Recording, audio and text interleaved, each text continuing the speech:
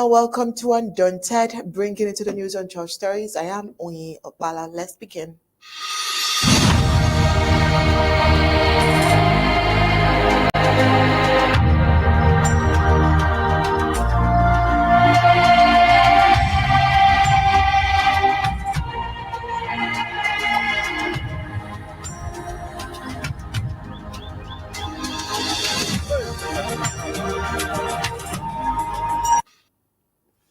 The Federal Republic of Ambazonia continues to grapple with the harsh realities of a prolonged struggle for liberation from colonial oppression. The ongoing conflict has subjected the people of Ambazonia to persistent human rights violations, systemic neglect, and the suffocating grip of a regime unwilling to recognize their sovereignty. Each new day brings stark reminders of the pride of resistance and the resilience of a nation striving to secure its independence and dignity. Reports of the discovery of unidentified corpses on the streets of Ambazonia, such as the recent cases in Bamenda and Batibo, underscores the devastating human toll of these conflicts. The frequent appearance of these lifeless bodies is a chilling testament to the violence and insecurity plaguing the nation. These incidents highlight the urgent need for accountability and an end to the impunity that allows such atrocities to persist unchecked. In Bamenda, the colonial regime's neglect of basic infrastructure continues to deepen the suffering of citizens, despite the announcement of a 60 billion francs CFA budget for city development. No tangible progress has been made. The dusty and cold streets of Bamenda remains a symbol of broken promises, further reinforcing the pervasive distrust of colonial authorities. This blatant failure to deliver on promises reflects the entrenched pattern of exploitation and disregard for the well-being of Ambazonians. The farcical attempt by colonial administrators to present supposed reconciliation efforts serve only to deepen the wounds of the conflict. The presentation of two motorcycles to individuals claimed to have disarmed contrasted against earlier declaration of larger numbers exposes the regime's deceptive propaganda. The plight of hundreds languishing in DDR centers highlights the horrorness of these initiatives, emphasizing the lack of genuine commitment to resolution of reintegration. Meanwhile, the case of Dr. Kingsley Ibam, a former colonial hospital director convicted of rape and indecency, reveals the fragility and corruption of the colonial judiciary despite his confirmed guilty. The reduction of his sentence by the Colonial Appeal Court and his ongoing legal maneuvers of the Supreme Court exposes the deep flaws in a system that continues to fail victims of abuse. It also reflects the broader systemic decay within the colonial regime's institution. Yet, amidst these challenges, the spirit of Ambazonia remains unbroken. The people have consistently demonstrated resilience, courage, and unity in the face of overwhelming odds. While the road to independence is fraught with pain and sacrifice, the hope for a better tomorrow continues to fuel their determination. This enduring struggle is a call to action for Ambazonians and the global community to renew their commitment to justice, accountability, and the restoration of human dignity. Ambazonians are not just fighting for independence, they are fighting for the right to live freely and fully in their own land. The unyielding hope is the beacon that lights the path towards a brighter and sovereign future. Let's get the prime headlines.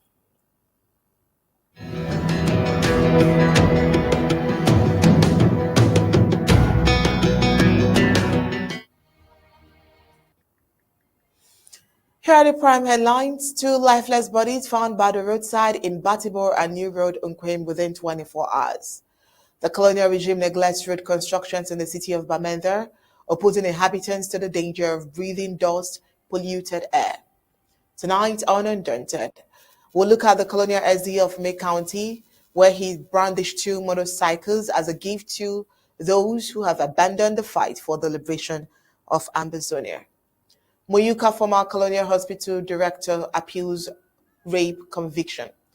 Meanwhile, on the African scene, West African Unity, Burkina Faso, Mali, and Niger introduced visa-free travel for ECOWAS citizens, while Putin seeks to project stability amid Ukraine incursion into Russian territory. Now, let's get the news in full briefings.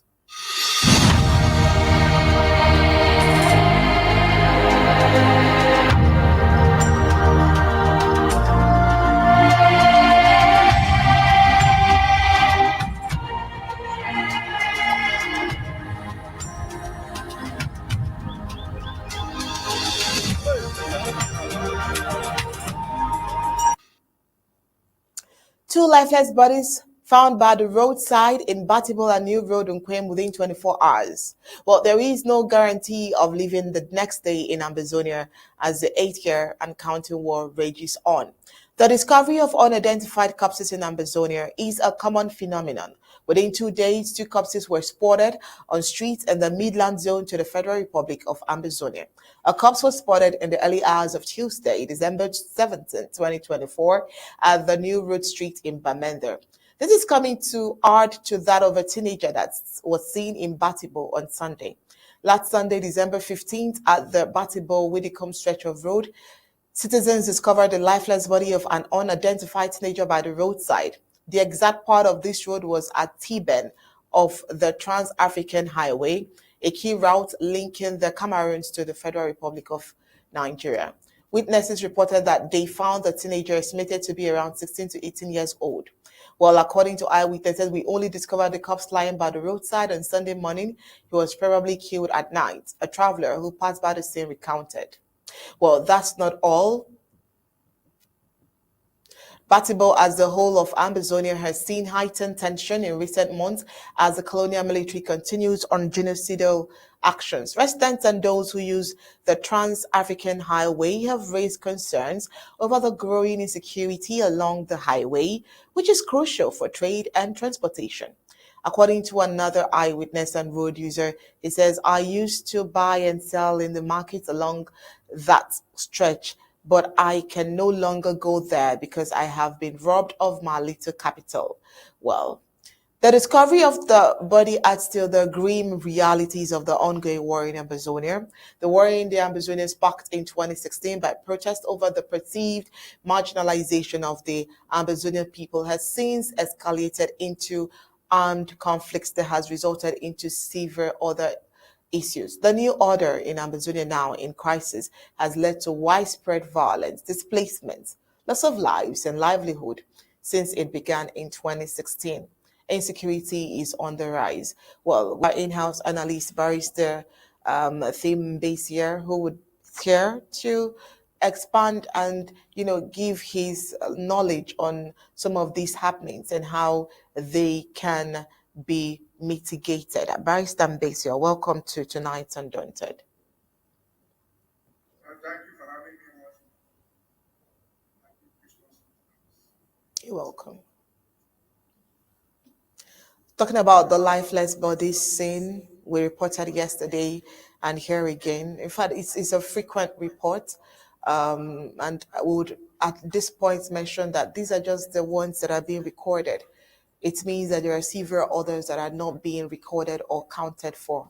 And this is the same, nation that La Republic de Cameroon or even some colonial DOs and SDOs would go ahead to say that there is normalcy. When people are dying every day, what kind of normalcy can that be? Well, they can talk about normalcy. There's something they cannot deny. Nobody in Cameroon or in the world will deny the fact that there's insecurity, that people are dying left and right. People's corpses are being discovered in the streets everywhere, from Nongamantum to Fako, from Fako to Momo, everywhere in Amazonia. Nobody can deny the excuse they give. It is war. Whether these people are killed by armed robbers or by the military Anybody, they are taking advantage of the war situation. So the question is, why the war? Why do we have to come to this? This war was brought to us in 2017. Why do we have to go through this? If this is the price we have to pay for voluntarily joining these people, if this is the price that a woman has to pay for getting married to a man and delivering her children to be killed in the streets, then one must question what is a marriage. And so by extension, what was this intended for? This nonsense of 1961. This is the result of a marriage gone wrong, where the husband has thrown away the marriage ring, but refuses the ex-wife, to go back to her parents. And the price for trying to go back to your parents is death. Why, why unanswered questions? This war was brought on us. We didn't declare war on anybody. And why was the war brought on us? For they're questioning the rationale for the marriage, which is already gone wrong. So the lives of people being killed in Batibo or Momo, these are teenagers, children in their teens, who probably have lived up to 80 or 90s. They have not lived any life. What is the excuse for their lives being taken away from them? The only excuse popularly known is that the people to Cameroon is responsible.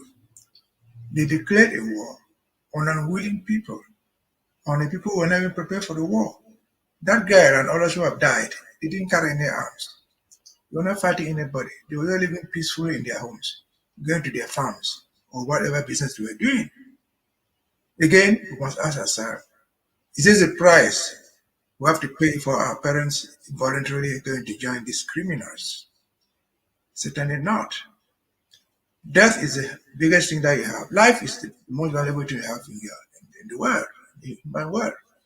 Now, if you have to take away your wife, if somebody to take away your life, for daring to say, no, I don't like it, then the rationale for living does not even exist. And so again, to all Ambazonians, those who pretend that there's no mercy, yes, you pretend there's no mercy, maybe because it does not hit your door. That girl and that man and that boy who died, they didn't.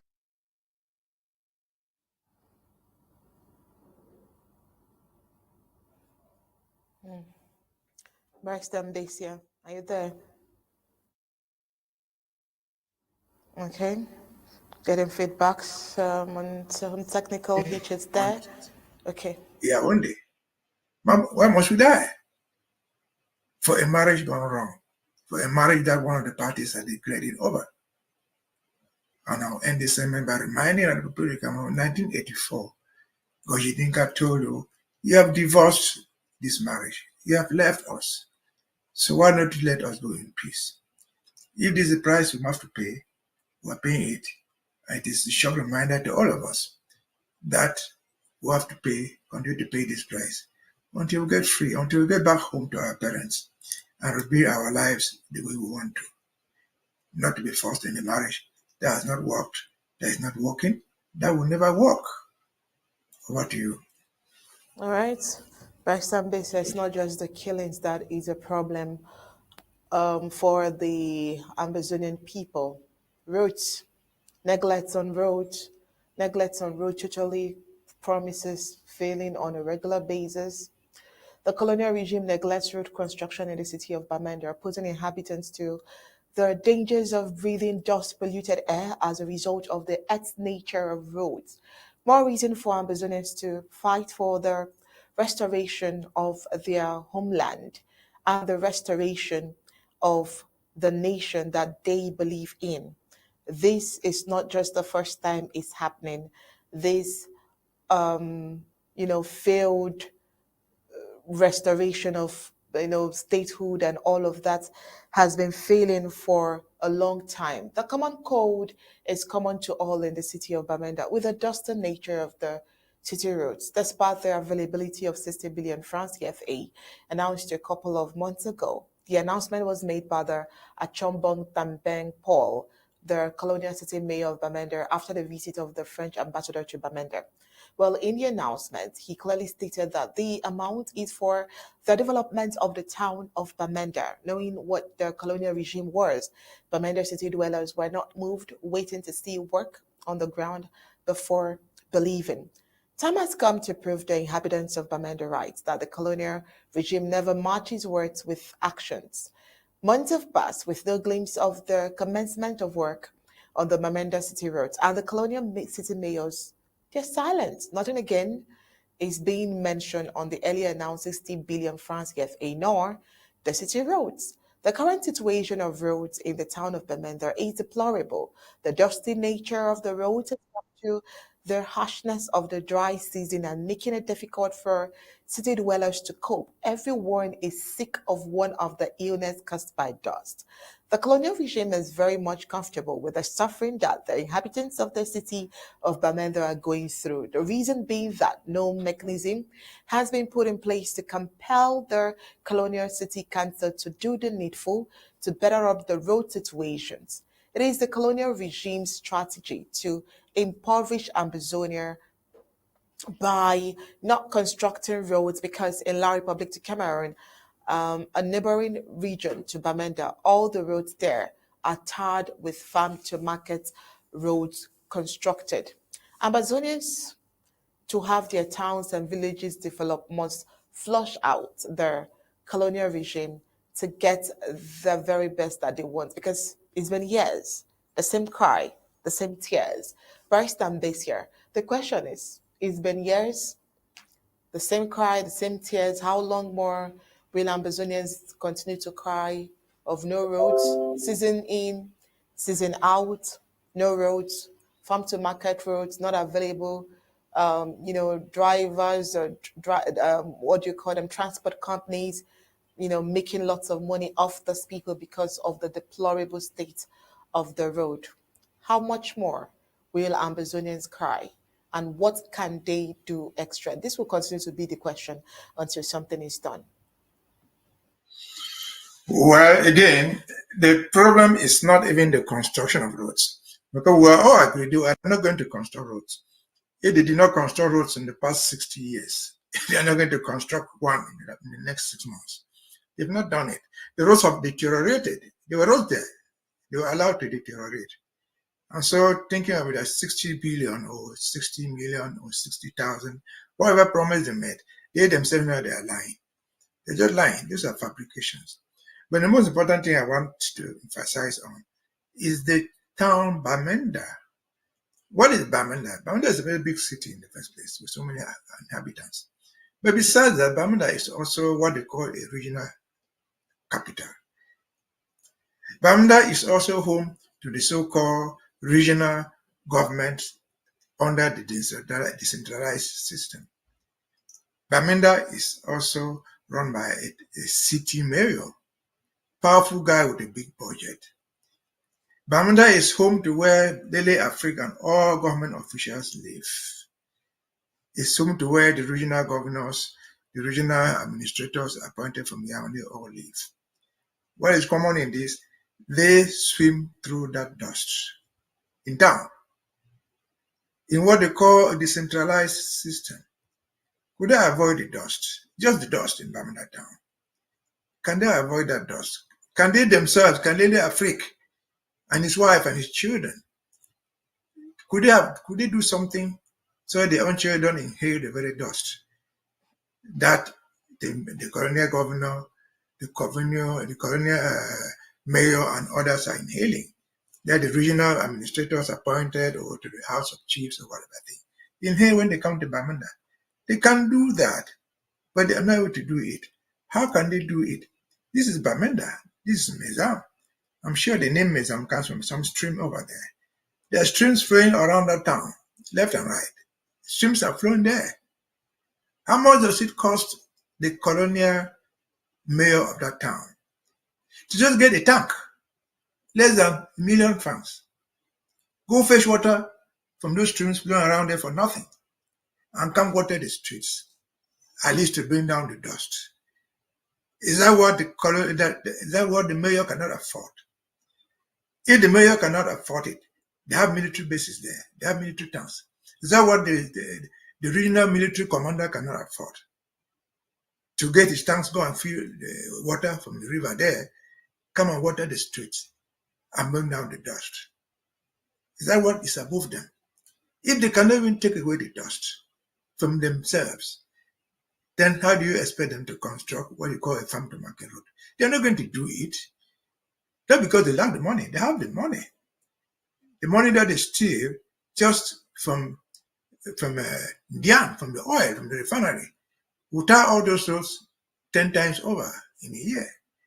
It's not because they lack the money now. They have the money, more than enough. But they will not do it. Their fear is one. They have come to the end of this journey.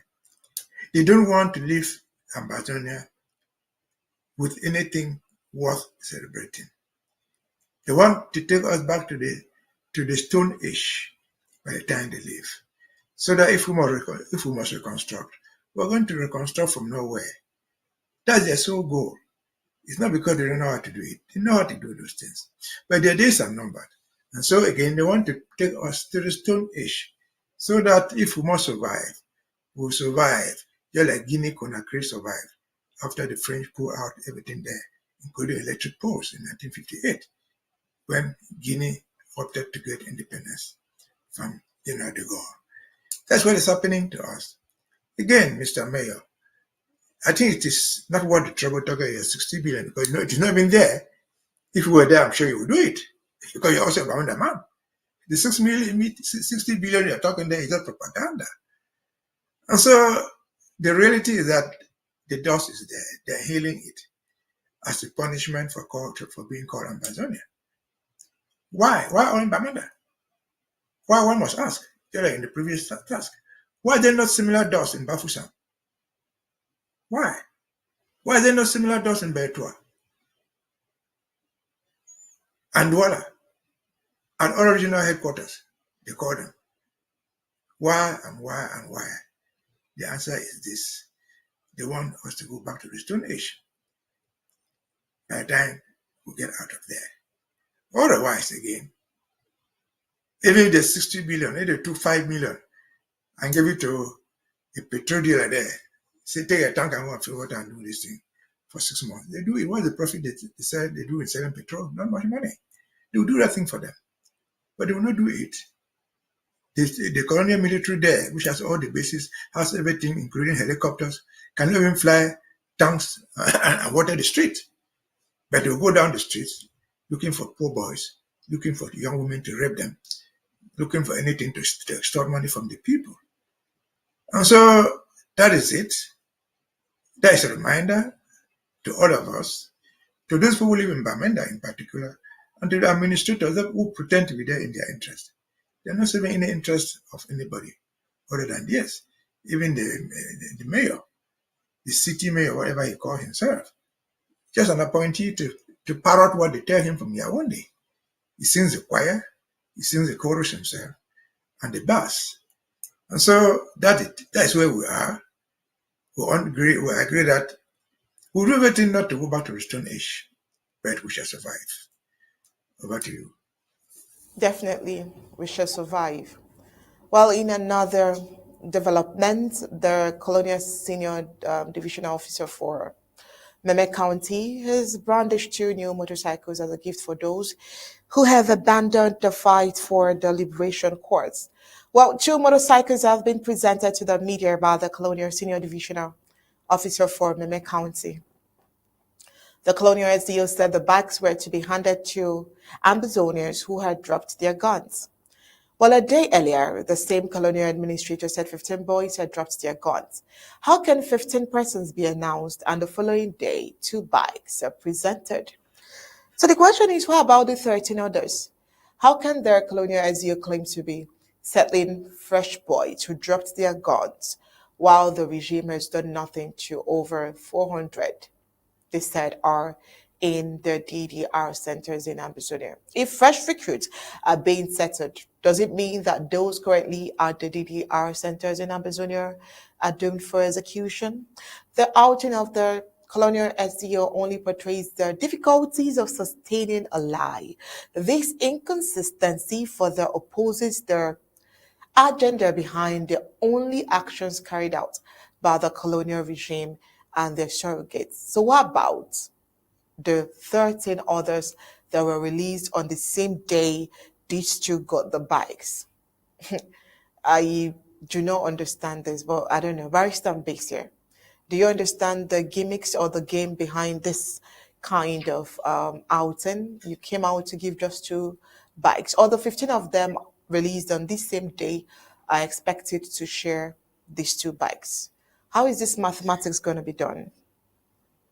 Well, they are not intending to share any bikes. The scheme of giving bikes to people who claim to be Amba fighters, as they call them, it's only go around means only one thing. It's a scheme to steal money.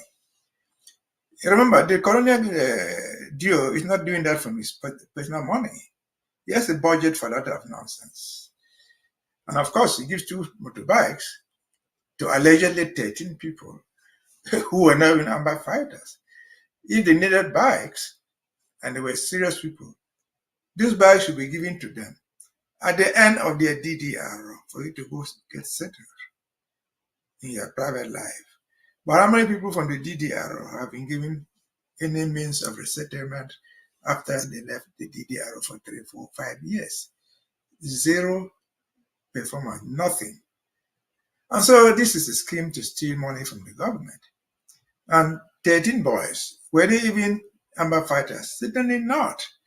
If I were in Kumba and I know that I will get a bike, what prevents me from, I will encourage any young man in Kumba who's unemployed to go there and say I'm an Amba fighter and take his own bike. If you can do that. Because the rules for the disarmament are so clear.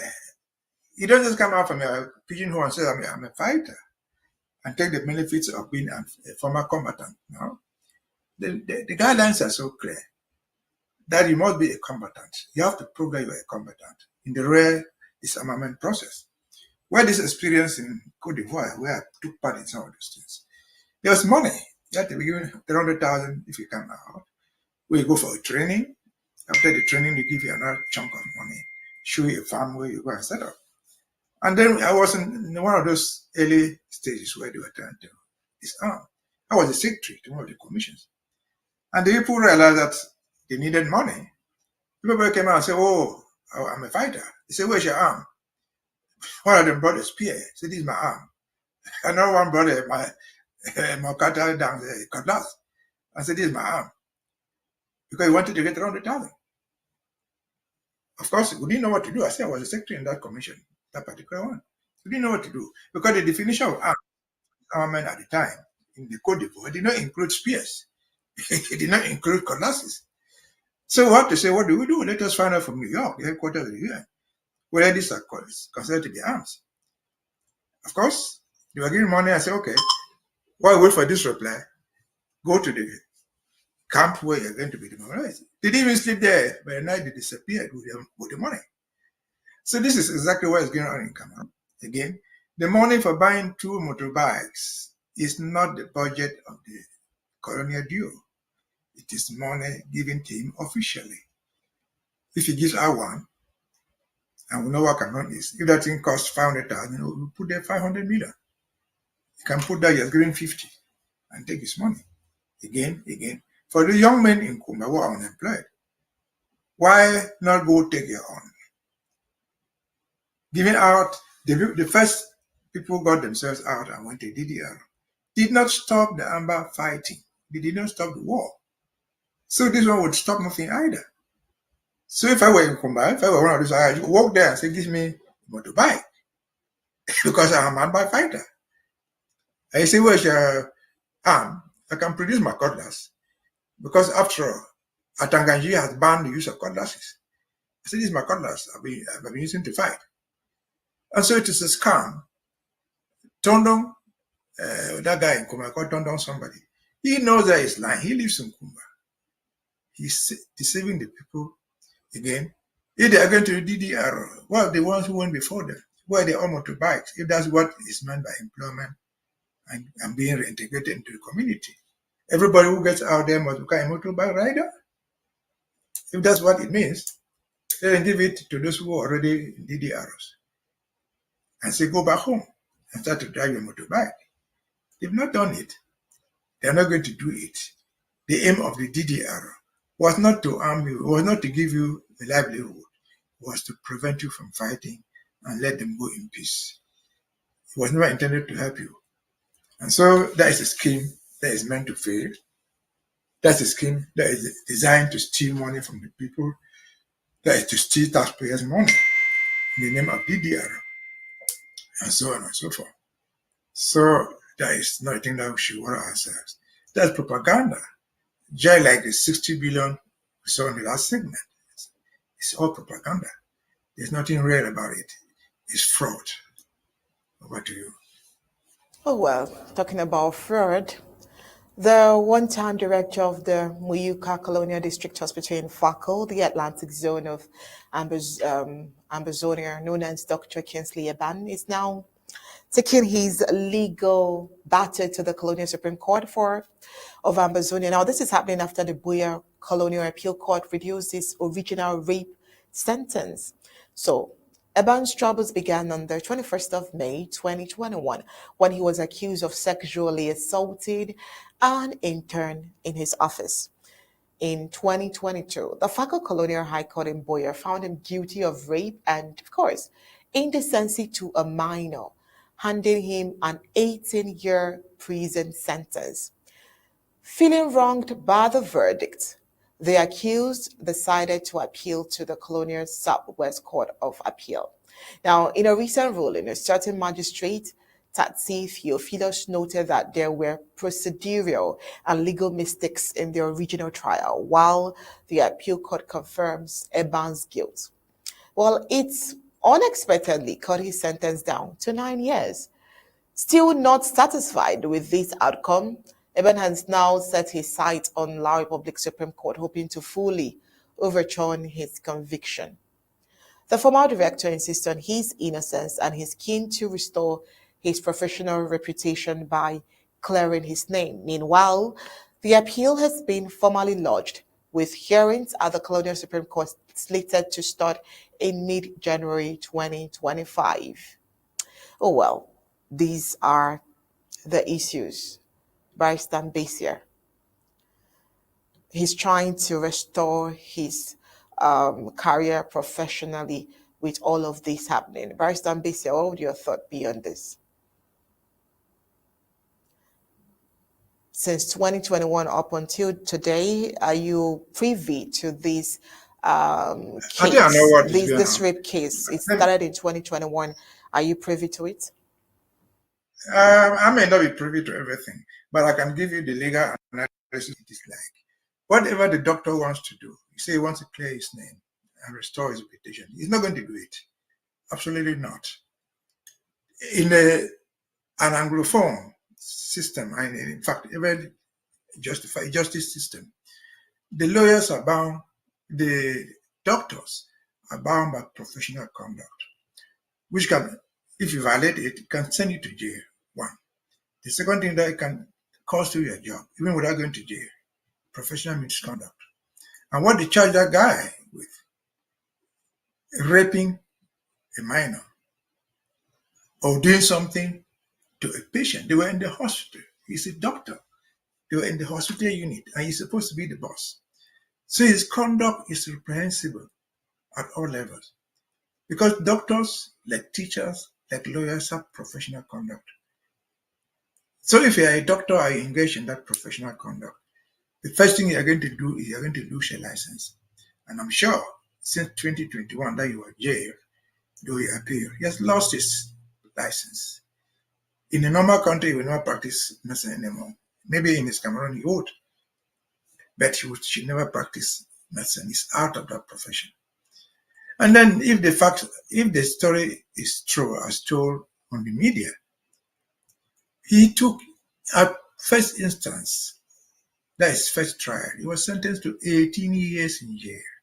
In other words, based on the facts found on them, what he was alleged to have done, the facts were clear.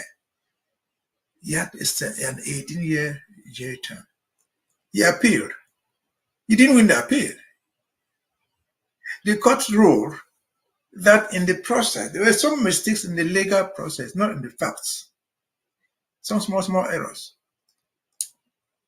And because of these errors in the legal definition of certain things, they didn't say that he was free. They said simply reduce his sentence. Maybe, for example, that he was a first offender. That first time was committing a crime. It doesn't mean that he didn't commit a crime. Because you are the first offender, you receive less than the man who committed the offense. That might be his first time that he did that. And so they reduced his jail term from 18 to 9. 18 years is a lifetime. 9 years is a lifetime for any reasonable person. So the facts have not changed. He might go to the Supreme Court and even win on technicalities. That is not going to exculpate him. If they go there and say, well, a law was violated here, something was misplaced here, that will not change the facts that he violated. He raped that girl or whoever it was. His physical misconduct, the practical misconduct still stands on him. The legal mistakes don't change the fact of the case. So as of now, that guy remains a rapist doctor, a doctor who misused his clients in the hospital. That should not happen. It does not happen in Ambazonia. It happened in Ambazonia. I tried it before. Let me recall a case of the 1961-62. There was a state, these were all dead. There was a Secretary of State, a government minister in Bugade, called Ganji somebody. And he used to go down to the hospital. He had his girlfriend there and sleep with them. There was a nurse who was reporting secretly about him. She too was there. She was called Amina Ikinde. I did the case for her. This woman wrote a report about him, about how this minister was sneaking himself into hospital at night and sleeping with women. They didn't need to go to court. The man was fired. That was in the 1960-61. He was fired from his job as a minister. So that internal discipline is absolutely important.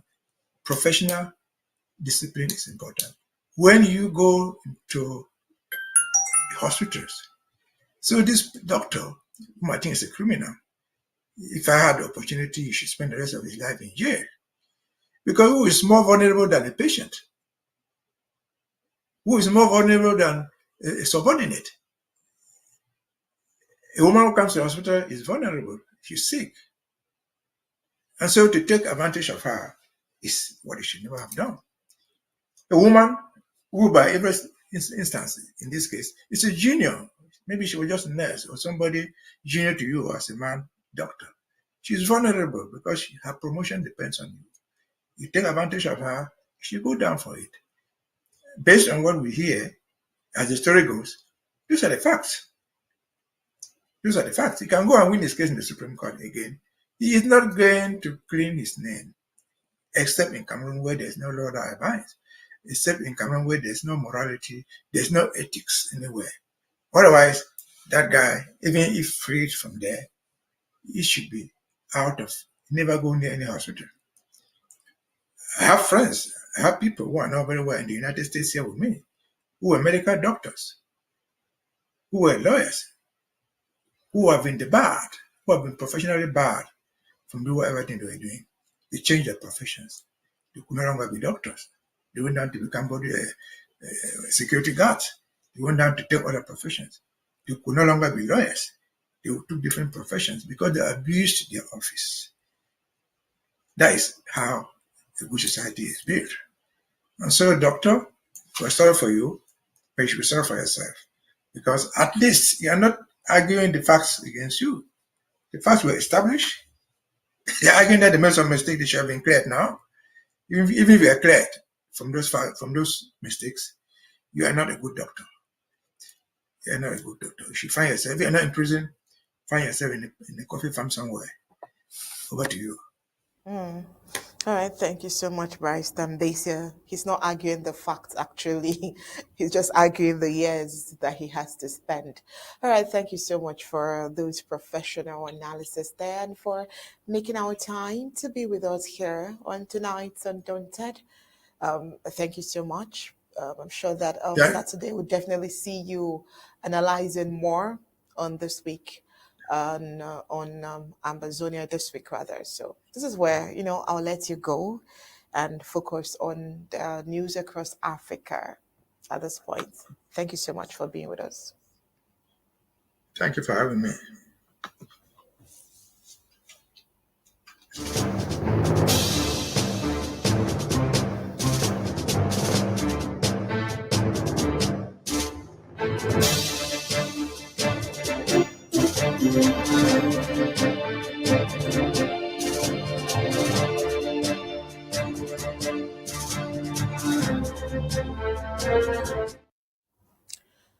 Burkina Faso, Mali, and Niger have made a significant move to strengthen ties with other West African countries by introducing visa-free travel and residency rights for citizens of the 15-member ECOWAS bloc. This decision aims to reinforce their centuries-old ties among African people, despite the three countries' impending withdrawal from ECOWAS. The visa-free policy is a gesture of friendship and a commitment to maintaining strong relationship with other ECOWAS member states. It's worth noting that the three countries are set to officially exit ECOWAS in January 2025 following a dispute over the bloc's insistence on restoring democratic governance. The implications of this move are significant, as the exit of Burkina Faso, Mali, and Niger will reduce ECOWAS' population by 76 million and cut its geographical land area by more than half. However, the visa-free policy is a positive step towards maintaining regional unity and cooperation. Meanwhile, in Ghana's Vice President, Mahamudu Bawumia, has conceded defeat in the presidential election, paving the way for opposition candidate John Mahama to make a historic comeback as president. Mahama, who previously served as president from 2012 to 2017, won the election with approximately 58.48% of the vote, while Bawumia garnered around 40.89%. This election marks a significant moment in Ghana's history, with both major presidential candidates hailing from the northern region. Mahama's return to power is seen as a mandate for change amid rising economic challenges. His administration faces high expectations to address economic instability and foster national unity.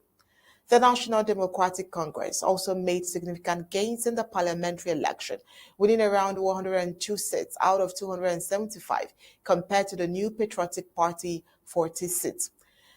Liberia's parliament building has been engulfed in flame for the second time in 1 week. In a shocking and devastating turn of events, the parliament building of Liberia, has caught fire for the second time in just 1 week. The blaze, which began in the early hours of the morning, has engulfed the building's prominent dome, leaving a trail of destruction in its wake.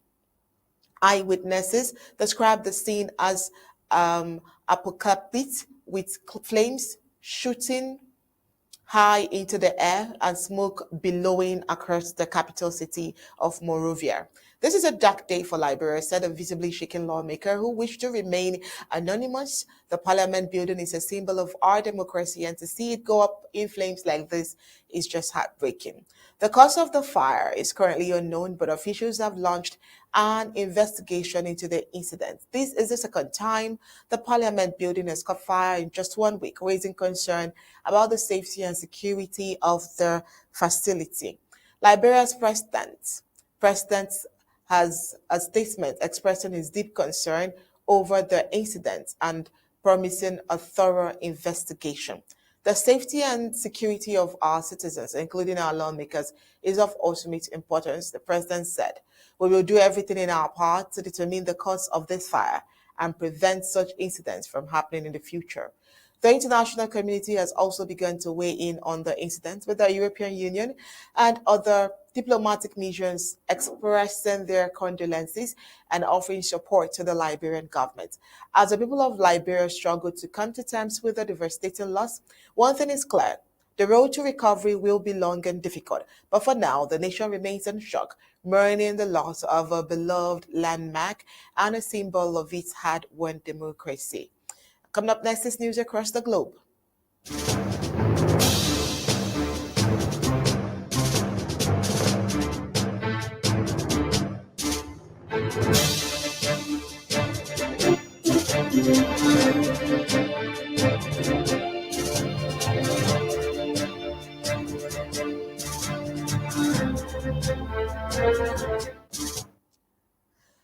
Russia's President Vladimir Putin is working to maintain a positive image despite Ukraine's recent incursion into Russian territory. This move comes as Putin attempts to downplay the significance of Ukraine's action and reassure the public that the situation is under control.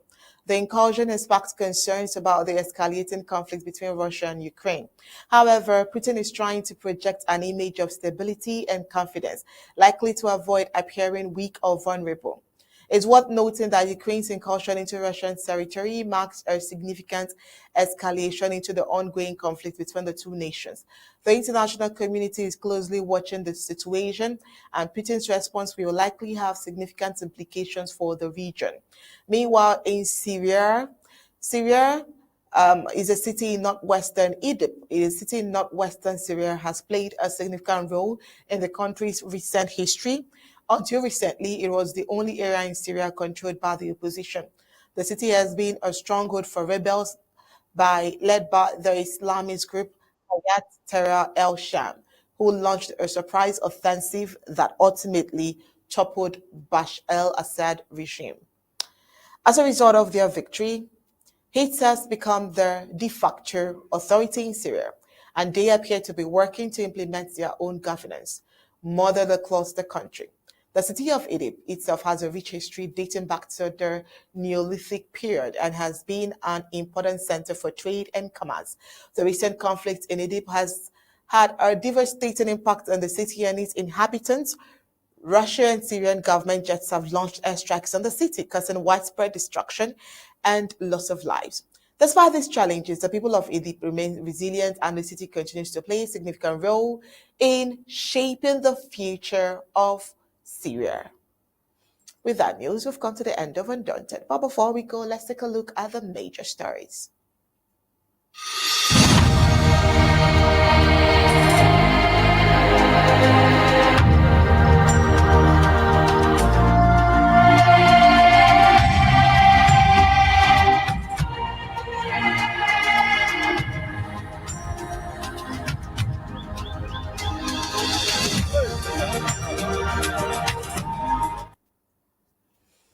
All right, tonight on Undaunted, we told you that two lifeless bodies have been found by the roadside in Batibo and the new road Nkwen within 24 hours. Also, the colonial regime neglects road construction in the city of Bamenda, opposing inhabitants to the dangers of breathing those polluted air. The colonial SDO of the May County has brandished two new motorcycles as a gift to those who have abandoned the fight for liberation of Ambazonia. Tonight, we told you that the Moika former Colonial Hospital director appeals rape conviction. While on the African scene, West African Unity, Burkina Faso, Mali, and Niger introduced visa-free travel for ECOWAS citizens, while Putin seeks to project stability amid Ukraine incursion into Russian territory on the global scene. That's it for tonight's Undaunted. Bringing into the news untold stories on behalf of the technical crew, who were hands on to ensure the smooth delivery of tonight's production. It's good night, and God bless from me.